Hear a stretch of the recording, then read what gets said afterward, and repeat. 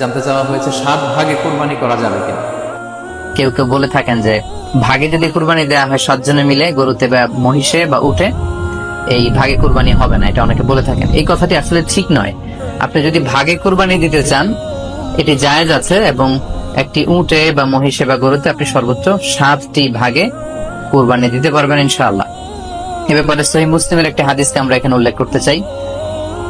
সাইয়েদনা জাবের রাদিয়াল্লাহু তাআলা আনহু থেকে বর্ণিত, তিনি বলেন, ক্বালা হাজাজনা মা রাসূলিল্লাহি সাল্লাল্লাহু আলাইহি ওয়াসাল্লাম, আমরা আল্লাহ রাসূল সাল্লাল্লাহু আলাইহি ওয়াসাল্লামের সাথে হজ করেছি। ফানাহারনাল বাঈরা আন সাবআ, সেখানে আমরা উট কুরবানি দিয়েছি 7 জনের পক্ষ থেকে। ওয়াল বাকারাতা আন সাবআ, আর আমরা সেখানে গরু কুরবানি দিয়েছি 7 জনের পক্ষ থেকে। খুব সুস্পষ্ট, একটি উটে ওনারা 7 জন অংশগ্রহণ করতেন, একটি গরুতে 7 জন অংশগ্রহণ করতেন।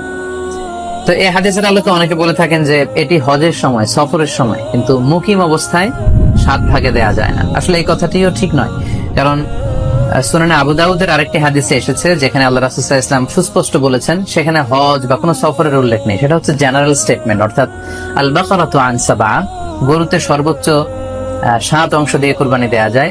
ওয়াল জাযুরু আন সাবআ, আর উটের ক্ষেত্রেও সর্বোচ্চ 7 অংশ দিয়ে কুরবানি দেয়া যায়। তো এই হাদিস, দ্বিতীয় যে হাদিসটি উল্লেখ করলাম, এটা হচ্ছে জেনারেল স্টেটমেন্ট। সেখানে সফর মুকিম কোনো কথা বলা হয়নি। ইন জেনারেলি বলা হয়েছে যে উটে 7 ভাগ দেয়া যায়, গরুতে 7 ভাগ দেয়া যায়। সো আমরা যারা ভাগে কুরবানি দিচ্ছি 7 জন মিলে একটি গরু, আপনারা নিঃসন্দেহে সানন্দ চিত্তে নিশ্চিন্তে কুরবানি দিতে পারেন। সহিহ হাদিসের আলোকে এটি সাব্যস্ত, এতে কোনো সমস্যা নেই ইনশাআল্লাহ। তবে ভাগে কুরবানিতে কিংবা যৌথ কুরবানিতে কয়েকটি বিষয় আমাদেরকে খেয়াল রাখতে হবে। নাম্বার 1 হচ্ছে নিয়ত। আপনাদের ইন্টেনশনটা ক্লিয়ার হতে হবে। প্রত্যেকেরই যাতে একই ইন্টেনশন থাকে, সবারই যাতে ইন্টেনশন থাকে যে শুধুমাত্র আল্লাহ তাআলার সন্তুষ্টির জন্য আমরা এই কুরবানি দিচ্ছি। এখানে কয়েকজনের যদি ইন্টেনশন থাকে যে আল্লাহর সন্তুষ্টি, অন্যজনের যদি নিয়তে ঝামেলা থাকে, তাহলে কিন্তু কুরবানিটা প্রশ্নবিদ্ধ হয়ে যাচ্ছে। কারণ ইন্নামাল আমালু বিন্নিয়াত, ইয়ানি ইন্নামা সাওয়াবুল আমালি বিন্নিয়াত, সমস্ত কাজের প্রতিদান দেয়া হবে আপনার ইন্টেনশন বা নিয়তের উপর ভিত্তি করে। সো এজন্য যারা খুব বেশি মুখলেস, খুব বেশি মুত্তাকি, তারা অনেক সময় যৌথ কুরবানি দিতে চান না। সামর্থ্য না থাকলে ছোট একটা ছাগল দিয়ে তারা একা কুরবানি দিতে চান। The safe, he want to be in the safer side. কারণ যৌথ কুরবানি দিতে দিতে যে কার মনে কি চিন্তা, কার মনে কি নিয়ত, আমরা কিন্তু কিছু জানি না। সো যদি যৌথ কুরবানি দেন, কুরবানির আগে সবাইকে এটা কনসার্ন করে দেয়, রিমাইন্ডার দেয়া যে ভাই আমাদের কুরবানিটা হবে শুধুমাত্র কেবলমাত্র আল্লাহ তাআলার সন্তুষ্টির জন্য, অন্য কোনো নিয়তের জন্য না থাকে, তাহলে কিন্তু আমাদের কুরবানি বরবাদ হয়ে যাবে।